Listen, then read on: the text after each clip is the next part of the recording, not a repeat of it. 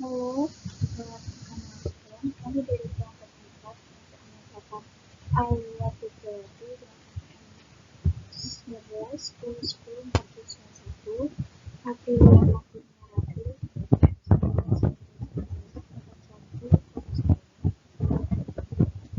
Mila Alifati dengan NPM 20 10 10 18 Clara Ratu Anifat dengan NPM 20 10 10 47 Bintang Jari dengan NPM 20 10 10 41 akan mempresentasikan materi mengenai penelitian eksperimental.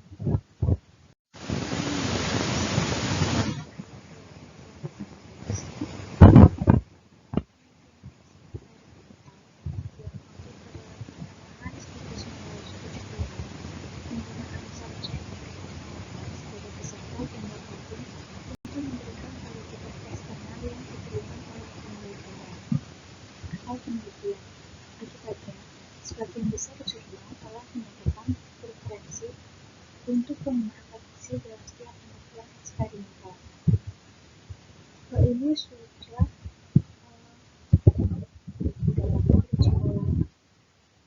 selama 10 tahun terakhir. Kemudian, penggunaan sebagian besar responden dalam studi dibenarkan oleh sejumlah penulis. Yang pertama oleh Aston and Kramer dalam timbulan penelitian di bisnis dan psikologi melaporkan bahwa perilaku pemrosesan informasi siswa dan pembuat keputusan dunia nyata tidak berbeda. Yang kedua oleh Abdul Mohamadi dan White berpendapat bahwa untuk berbagai keputusan yang sangat terstruktur, kinerja orang siswa seharusnya tidak berbeda dengan secara signifikan dari pembuat keputusan di dunia nyata. Yang ketiga, pada peneliti sebelumnya telah melaporkan bahwa tidak ada perbedaan antara subjek dengan dan tanpa pengalaman kerja dalam eksperimen menemukan kumpulan data informasi keuangan. Brownell mengemukakan bahwa dugaan kekurangan penggunaan siswa dalam eksperimen berbasis laboratorium yang dilebih-lebihkan. Dia menyamakan situasi dengan non-respon dalam pekerjaan survei menunjukkan bahwa kita perlu menunjukkan bahwa perbedaan sistematis memang ada, dan perbedaan tersebut itu penting sebelum kita mengesampingkan penggunaan pengganti siswa.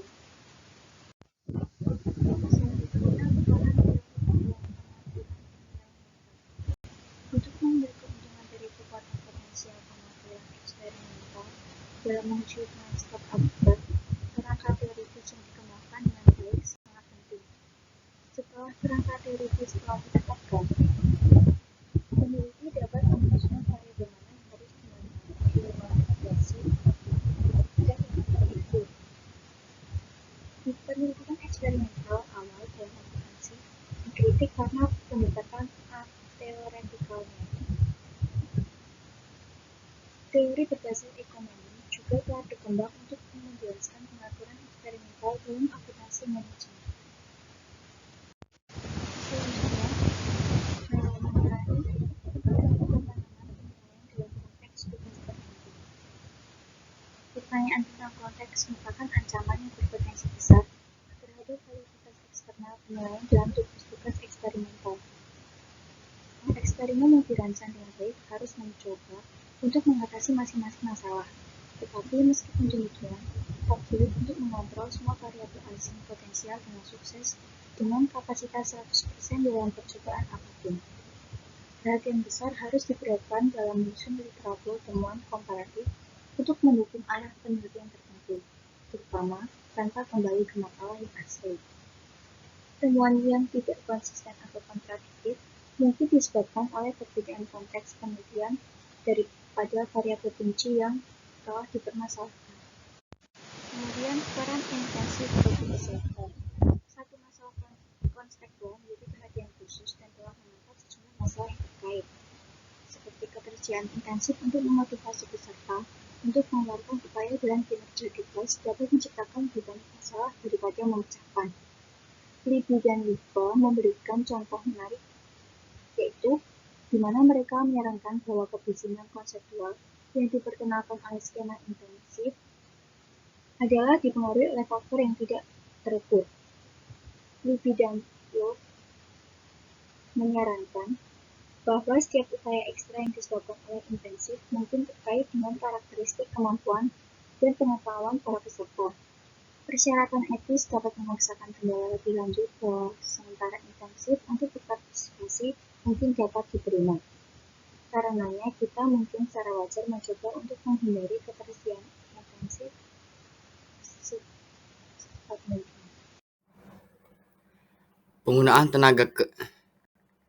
Penggunaan tenaga profesional sebagai partisipan penelitian.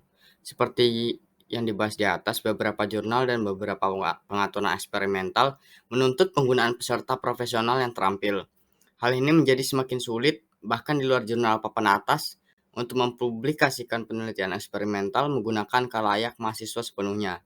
Hal ini terutama berlaku untuk audiens sarjana.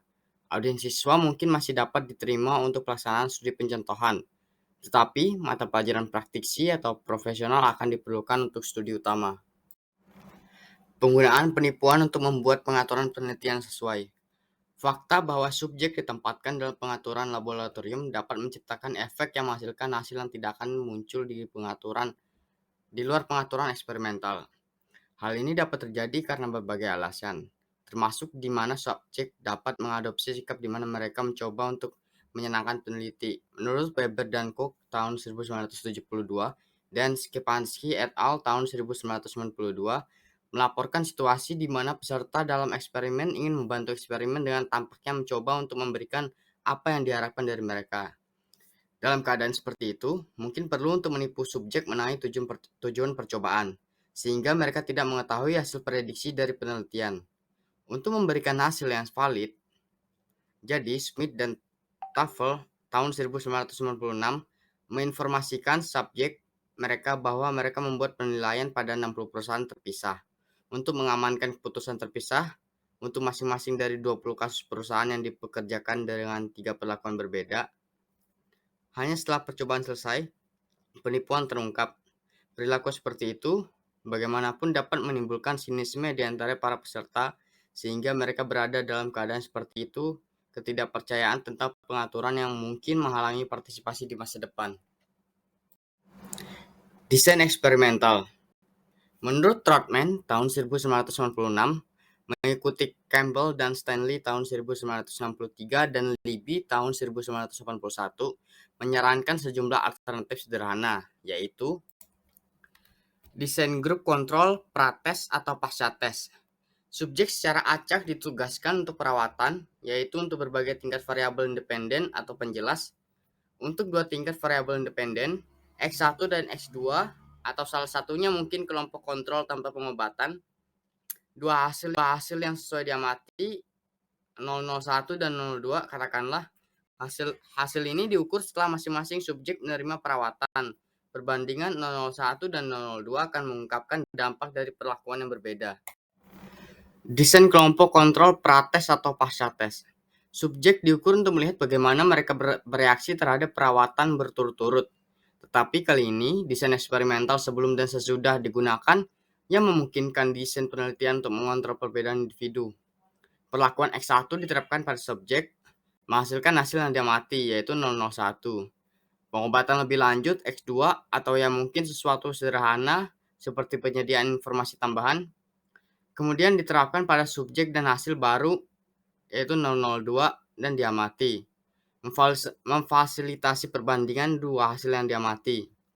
Meskipun keuntungan dari kontrol perbedaan individu, penggunaan berulang dari individu yang sama untuk perawatan berturut-turut juga menyebabkan masalah potensial. Mungkin ada efek belajar serta efek urutan. Menurut Heyman 1990 memberikan contoh tentang desain ini. Desain faktorial dalam mata pelajaran.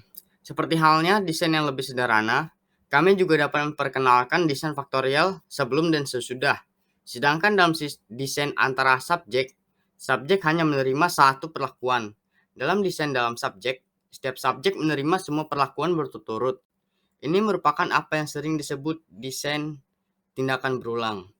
Desain seperti itu dapat memiliki keuntungan lebih lanjut, seperti mereka membutuhkan lebih sedikit mata pelajaran. Kedua, kekuatan statistik dari hasil berpotensi lebih besar karena kontrol yang secara implisit diperkenalkan untuk karakter individu. Dan asumsi bahwa karakteristik individu tidak berubah secara signifikan antara perawatan yang berurutan. Lihat efek pematangan halaman 109 mengenai masalah validitas internal. Dan yang ketiga, mereka sangat berguna untuk memeriksa perbedaan dalam penggunaan informasi dan dampak dari perlakuan yang berbeda dalam lingkungan belajar dan pelatihan. Selanjutnya, desain faktorial. Seperti halnya desain yang lebih sederhana, kami juga dapat memperkenalkan desain faktorial sebelum dan sesudah. Sedangkan dalam desain antara subjek hanya menerima satu perlakuan, dan dalam desain dalam subjek, setiap subjek menerima semua perlakuan berturut-turut. Hal ini merupakan apa yang sering disebut dengan desain tindakan berulang. Desain seperti itu dapat memiliki keuntungan lebih lanjut, antara lain adalah yang pertama, mereka membutuhkan lebih sedikit pelajaran. Selanjutnya, kekuatan statistik dari hasil berpotensi lebih besar karena kontrol yang secara implisit diperkenalkan untuk karakteristik individu dengan asumsi bahwa karakteristik individu tidak berubah secara signifikan antara perawatan yang berurutan. Lalu selanjutnya, mereka sangat berguna untuk memeriksa perbedaan dalam penggunaan informasi dan dampak dari perlakuan yang berbeda dalam lingkungan belajar dan pelatihan.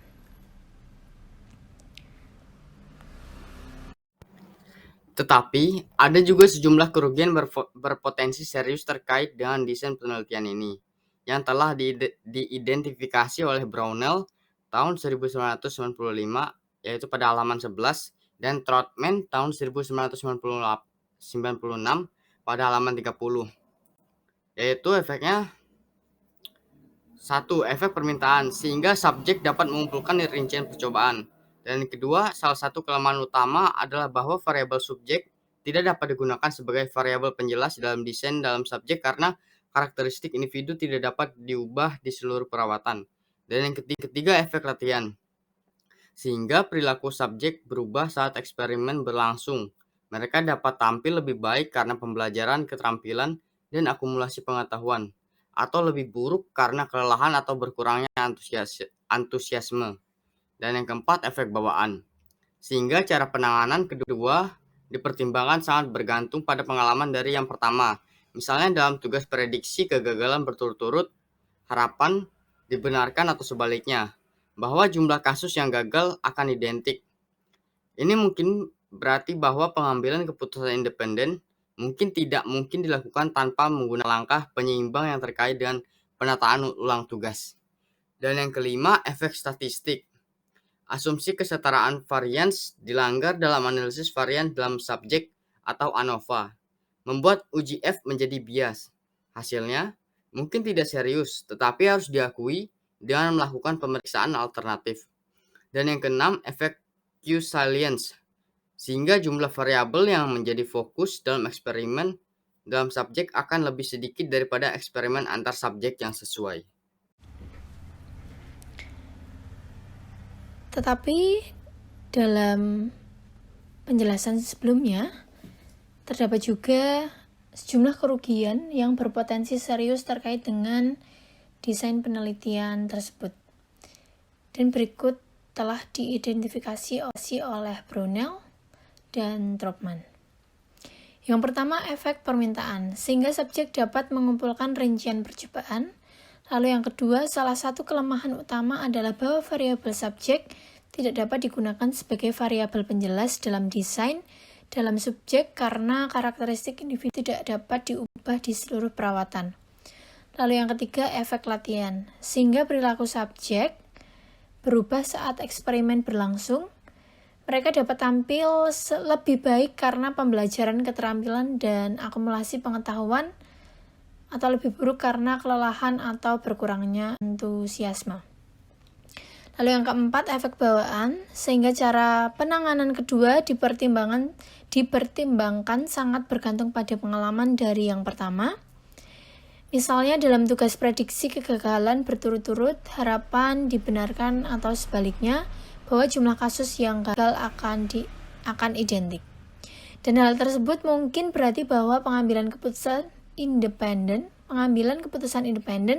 mungkin tidak dilakukan tanpa menggunakan langkah-langkah penyeimbang yang terkait dengan penataan ulang tugas. Lalu yang kelima, efek statistik.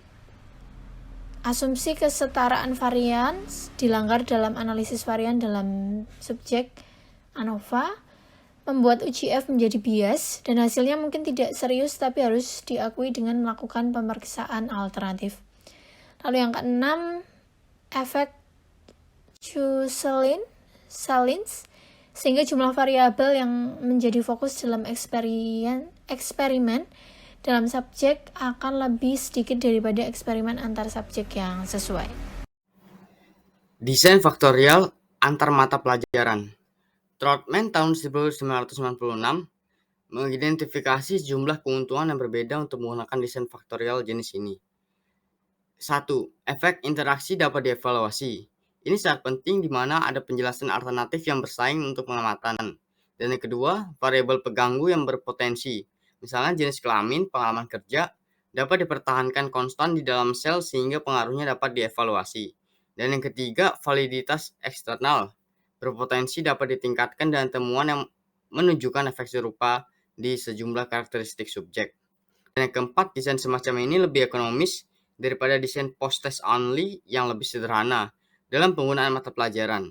Subjek yang lebih sedikit diperlukan untuk melakukan tes yang sama, yang merupakan pertimbangan penting di mana praktisi yang ingin berpartisipasi lebih sulit ditemukan. Baik, selanjutnya ancaman terhadap validitas konstruk. Validitas konstruk menggambarkan sejauh mana konstruk abstrak berhasil dioperasionalkan. Definisi ini mencakup baik sejauh mana konstruksi diukur andal dan sejauh mana mereka memberikan langkah-langkah yang secara efektif menangkap esensi abstraksi. Kami mencoba untuk menafsirkan teori melalui pengembangan konstruksi abstrak dan kemudian berusaha untuk mengoperasionalkan konstruksi ini dengan variabel terukur. Jika hal ini tidak memungkinkan, kita harus mengganti variabel proksi yang dapat diukur tetapi mungkin kurang dari proksi yang sempurna. Proksi yang tidak sempurna akan berarti pengujian hipotesis yang cacat.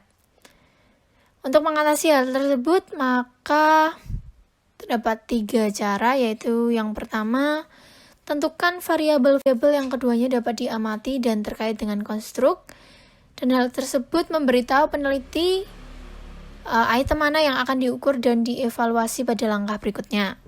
Lalu yang kedua, tentukan sejauh mana variabel yang dapat diamati dan ukuran yang dapat diandalkan dari satu atau lebih konstruksi, serta sejauh mana hubungan timbal balik di antara item yang diukur.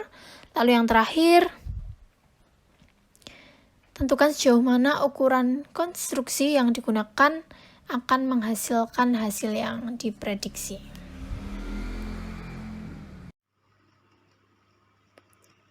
Ancaman terhadap validitas internal. Cook dan Campbell pada tahun 1979 mengidentifikasi 9 masalah validitas internal yang terpisah, yaitu yang pertama, pematangan.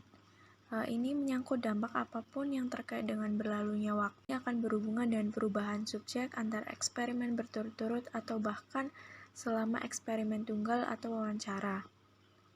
Dengan demikian, peneliti harus menyadari dampak potensial pada mata pelajaran seperti belajar, kelelahan, dan kebosanan. Untuk yang kedua adalah sejarah, yaitu lebih peduli dengan perubahan lingkungan yang mungkin berdampak pada penelitian daripada dengan perubahan dalam subjek. Yang ketiga ada pengujian. Hasil dari serangkaian tes mungkin sebagian disebabkan oleh hasil tes sebelumnya. Oleh karena itu, efek dari tindakan berulang dapat meluas dalam jangka waktu yang lama. Yang keempat yaitu kematian subjek. Subjek mungkin mati atau lebih mungkin tidak hadir di tengah jalan, melalui serangkaian eksperimen atau wawancara. Hal ini menyebabkan hilangnya data, tetapi yang lebih serius, ketidakhadiran mungkin tergantung pada faktor-faktor sistematik. Yang kelima ada mortalitas dan eksperimental. Perjalanan waktu dapat memiliki banyak efek pada perubahan subjek. Yang keenam ada peralatan. Bahan, instruksi, dan prosedur yang identik harus digunakan selama penelitian, selain di mana perawatan sedang divarisakan secara sengaja. Yang ketujuh ada pilihan.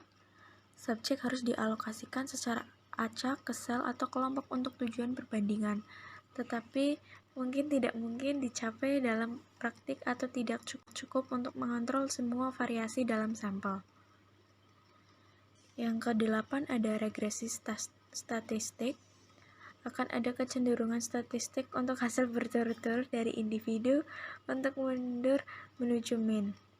Ini harus tercermin dalam interpretasi pola hasil urutan dari waktu ke waktu. Yang kesembilan ada imitasi perawatan, di mana subjek dapat berkomunikasi satu sama lain. Ada kemungkinan bahwa kami tidak akan mencapai respon independen. Hal ini dapat diatasi dalam pengaturan eksperimental dengan meminta subjek untuk tidak berkolaborasi atau dengan memanipulasi perintah instrumensi untuk menghalangi perbandingan yang berguna, atau dengan menyediakan proses pengisi untuk menepati subjek yang berpotensi mengganggu. Yang ke-10 ada demoralisasi penuh kebencian. Perlakuan yang berbeda dapat menyebabkan tingkat motivasi yang berbeda di antara subjek, dengan dampak konsekuen pada hasil. Selanjutnya ada ancaman terhadap validitas eksternal. Christensen pada tahun 1994 menetapkan 3 bentuk perhatian validitas eksternal, yaitu yang pertama validitas populasi. Temuan penelitian harus dapat digeneralisasikan kepada orang lain, perusahaan, negara, dan atau budaya, sebagaimana mestinya. Tetapi banyak sampel penelitian yang tidak representatif seringkali karena masalah akses dalam pengaturan studi lapangan membuat perluasan temuan bermasalah. Yang kedua ada validitas ekologi. Temuan penelitian dapat digeneralisasi untuk situasi lain dan pengaturan lingkungan. Yang ketiga ada validitas sementara. Temuan penelitian dapat digeneralisasikan sepanjang waktu. Selanjutnya, Brownell pada tahun 1995 mengidentifikasi 3 ancaman validitas eksternal lebih lanjut. Yang pertama ada interaksi pengobatan atau seleksi. Manajer organisasi biasanya memilih anggota staf yang akan berpartisipasi dalam penelitian. Mereka biasanya akan menjadi pemain yang lebih baik dan mereka akan selalu menjadi mereka yang memiliki waktu luang. Yang kedua ada interaksi pengobatan atau pengaturan. Tanpa replikasi yang tidak mungkin dicapai, kita tidak dapat menggeneralisasi temuan dari sekelompok orang tertentu dalam suatu organisasi kepada orang lain di tingkat yang berbeda atau di lokasi lain atau organisasi yang berbeda. Dan yang ketiga ada interaksi pengobatan, di mana perawatan sebelumnya tampaknya berdampak pada yang berikutnya, atau dalam desain eksperimental dalam subjek. Mungkin ada hubungan bersyarat yang memerlukan desain ulang penelitian.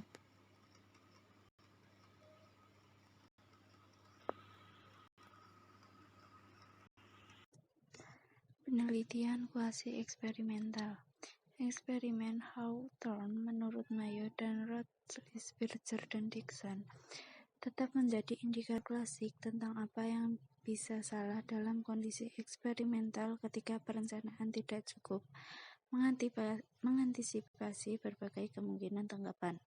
Eksperimen yang dilakukan di lapangan masih sangat jarang muncul dalam literatur, terutama karena kendala akses, pertimbangan etis, dan bahkan serikat pekerja.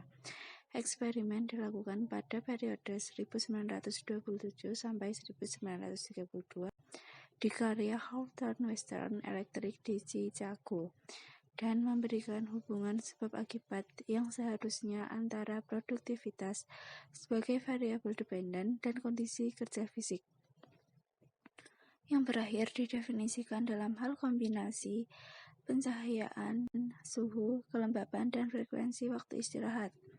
Sejumlah isu penting muncul dari ini yang memiliki implikasi lebih luas untuk penelitian eksperimental. Yang pertama, proses mencocokkan yang digunakan membuat kita percaya bahwa kita membandingkan yang serupa dengan yang serupa. Pengacakan dalam penugasan subjek ke dalam kelompok lebih disukai, terutama jika kita ingin melakukan analisis statistik. Yang kedua, kegagalan untuk mengisolasi kelompok eksperimen dan kontrol di bawah kondisi eksperimen yang identik memberikan ancaman terhadap validitas internal. Yang ketiga, jumlah besar variabel intervensi yang berkaitan dengan sikap karyawan untuk bekerja dan satu sama lain yang telah diabaikan, misalnya pengaruh keamanan kerja. Ancaman yang diamati terhadap validitas terkait dengan efek Hawthorne dapat dengan mudah dibagi dalam 3 cara. Yang pertama, indeksikalitas, yaitu variasi perilaku sehari-hari individu dalam eksperimen panjang. Yang kedua, efek eksperimen, bias yang muncul dari peneliti yang berperilaku berbeda dari hari ke hari dan antar kelompok, memberikan informasi yang tidak diinginkan yang menghasilkan hasil yang berbeda. Yang ketiga, mediasi subjek, yaitu perbedaan yang terkait dengan individu yang menafsirkan persyaratan tugas secara berbeda. Implikasi untuk ketiga efek ini pada penelitian akuntansi mungkin dijelaskan masing-masing sebagai: yang pertama, ancaman validitas eksternal karena subjek tidak akan berperilaku sama dalam konteks yang berbeda, atau bahkan dalam konteks yang sama pada periode waktu berikutnya. Yang kedua, ancaman validitas internal yang terkait dengan penggunaan peneliti yang berbeda untuk administrasi percobaan, ketika mereka tidak ditulis atau tidak mendekati eksperimen dengan cara yang sama. Ketiga, ancaman validitas internal berasal dari asumsi tentang pribadi, karakteristik, kemampuan, dan motivasi subjek penelitian, serta pemahaman tentang tugas eksperimen dan instrumentasi. Terima kasih, semoga ilmu